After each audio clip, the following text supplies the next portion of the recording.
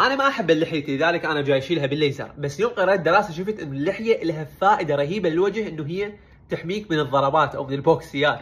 مجموعه علماء سووا دراسه على شعر الوجه وشنو فائدته.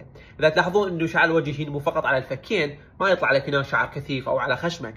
فهذول قالوا يمكن هي تحمينا من الضربات، فجابوا مواد مشابهه لعظام الانسان وسلطوا عليها قوه بجهاز خاص، وقاسوا مدى تاثر هذه العظام بالقوه.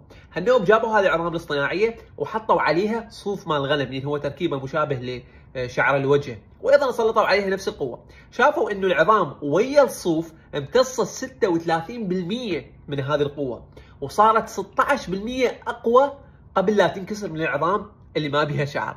بس هذه الدراسه طبعا ما قلنا انه هو هذا السبب الاساسي من اللحيه، انه الشعر يحمينا من الضربات او يقلل من تاثيرها على وجهنا، انما هذه يمكن تكون وحده من فوائدها للوجه او للانسان بشكل عام، اضافه انه هي جماليه. ممكن بعض الناس